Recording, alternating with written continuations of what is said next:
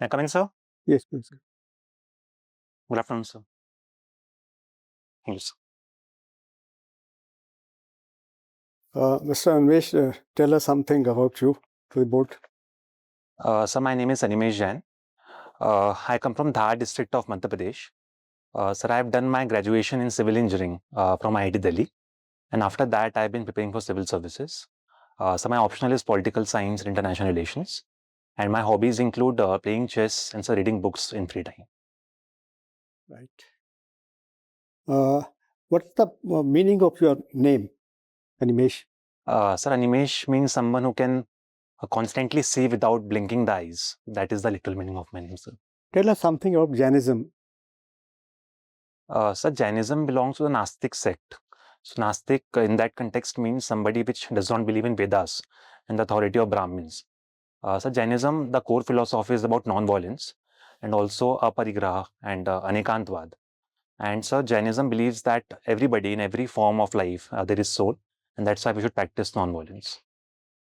We say that there are two types of Jains, September and Digambar. Yes, What's sir. the difference between them?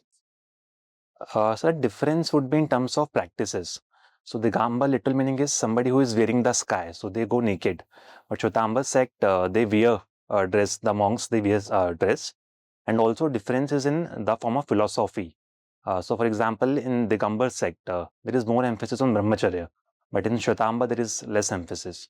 So these are the main. And the division happened because there was a famine in Magad. So people who migrated, they came to be known as Digambar and who stayed back and who changed their practices. They came to be known as Shwetambara, sir.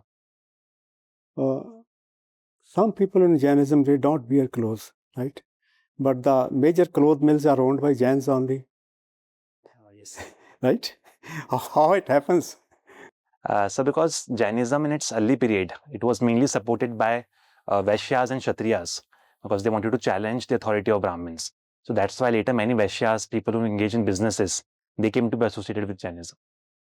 Right. How it's different from Buddhism? Although both belongs to the Nastic sect only, but there is some fundamental differences. For example, Buddhism does not believe in the idea of soul and God, whereas Jainism believes in both these ideas.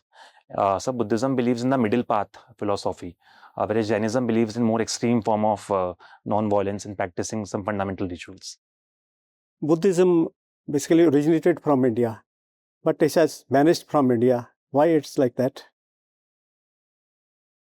One reason could be that Brahmins, they changed their religion. So Hindus reformed their philosophy. They welcomed all these sects. So for example, Adi Shankaracharya, Advaita philosophy was there. And many kings in ancient medieval times, they started giving grants and support to Brahminism and Hinduism. So that's why we can see that because of all these factors, Buddhism, we can say that vanished from India. Civil wing as a discipline is losing popularity. What's the reason? Sir, I think although people are going to civil engineering, but they are not working as civil engineers. So that could be because of more attractiveness towards computer science as a discipline because of higher packages at the entry level. So I think that is one fundamental cause. Secondly, sir, the curricula which is taught in the colleges. So that is not updated to meet the present challenges. That is also because that is one of the reasons why we see unemployability crisis among civil engineers and they have to force towards other disciplines. Can you name some marvels created by civil engineers in the present? So in the present times, we can see Chenab Bridge, which is the world's highest railway bridge. So second could be this Burj Khalifa, which is the tallest building. And sir also... In India. In India. Sir, in India? Yeah. Sir, we can see in Mumbai, Navash, that link from Mumbai to Navi Mumbai, that is there over the sea. What is his proper name? Sir, Atal Setu, I think that is the name. Right.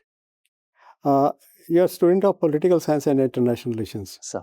So what's the difference between High Commissioner and Ambassador? Sorry, sir, I'm not sure about it. You're not sure about it? Yes, sir. What are the immunities of diplomats in a country? Immunities, sir. Immunities. Yeah. They have some special privileges. Sir, preferences. Special privileges. Privileges, right, sir. So, sir, diplomats cannot be arrested. The compound in which they are working, that is assumed to be the sovereign land of that country. So the laws of that particular country does apply in that compound. Compound only, not vehicles? Sir, vehicles also. Sir, all the assets which are there. Right. Thank you. Thank you, sir. Animesh, Sir. you have been selected earlier in 2022 and 2023. Why you have not joined? Sir, I didn't got the rank, although I gave the interview, but I didn't got the rank there in those years. You got the rank of? Sir, I didn't get any rank. You did not got any rank. Okay. You are a civil engineer, passed out in 2020 in the midst of Pandemic, sir. any specific reason that you have not opted for any job or campus? Had you given any campus interview? So, sir, before even coming to my college, I was clear in my mind that I would want to go for civil services. So that's why I didn't set for any campus placements. So you are solely, exclusively going for civil service? Yes, sir. Not any other group A service? Sir, all the group A service, so all the 20 services which we have in Engineering civil services, forest service? Sir, I have given forest service and I'm expecting an interview call this year. In your depth, you have written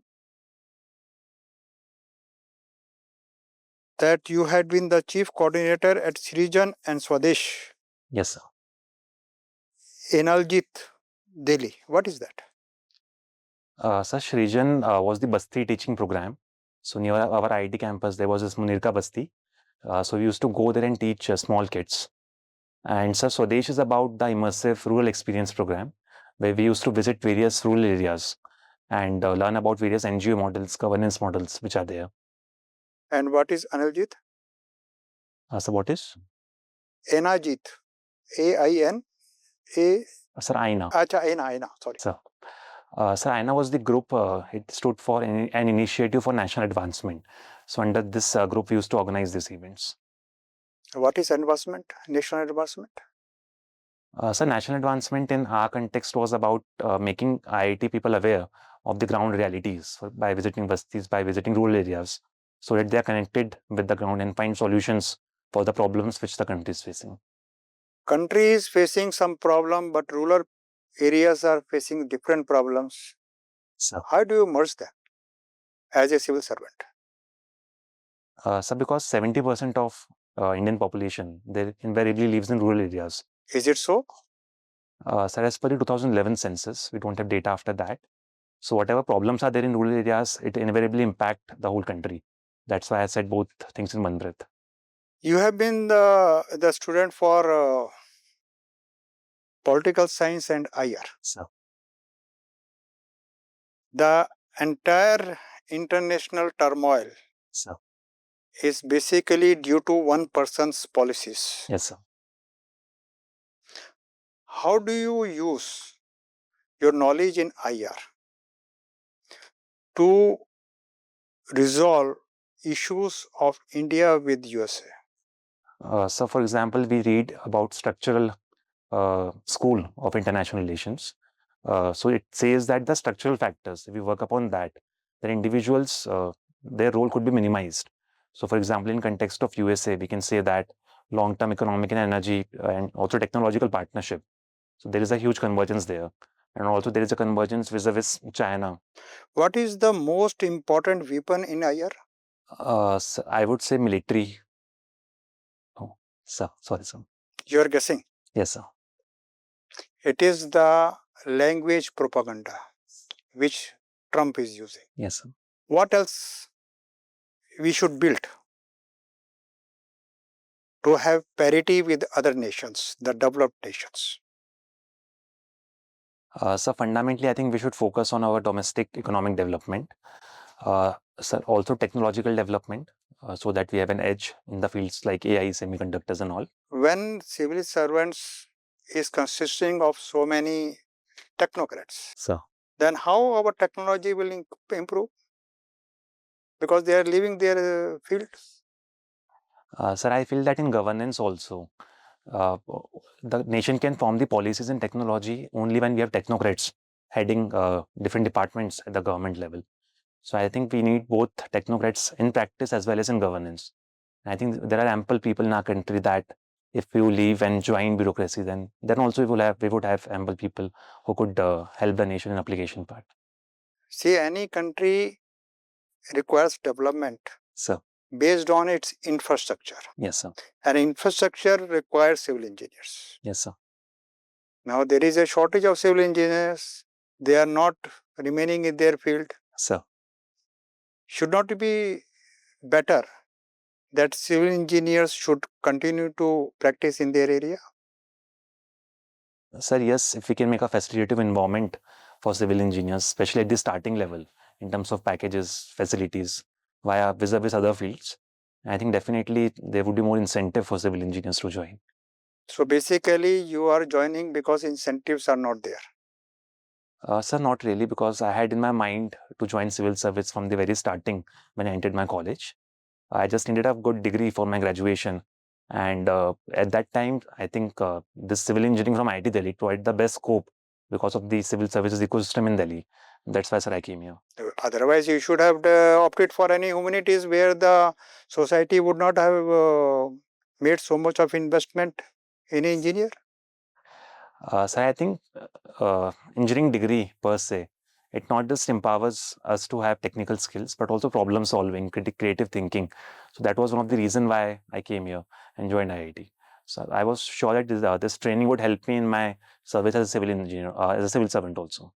Why playing chess and finding engineering solutions, sir, are considered to be similar?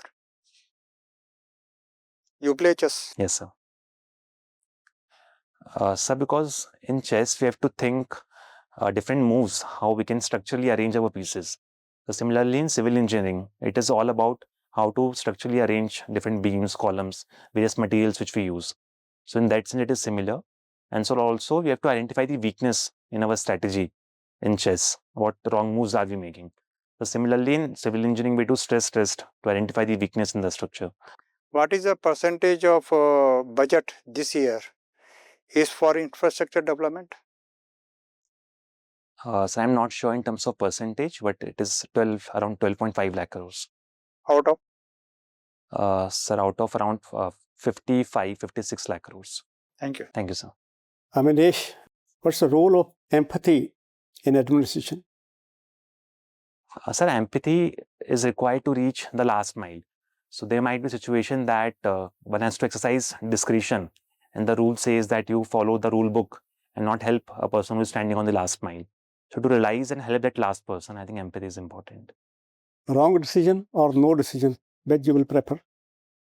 Sorry, I didn't get that. Wrong decision or no decision, which is preferable to you? Sir, I would go for wrong decision, because I think non-action is also a form of corruption. If the person is only sitting on the file not doing anything, many times we don't have data to know whether our actions results would be right or wrong. So I think getting innovative and finding solution, doing something at least, that is more preferable than taking no action. ANIMESH, your formal interviews is over. Thank you, sir.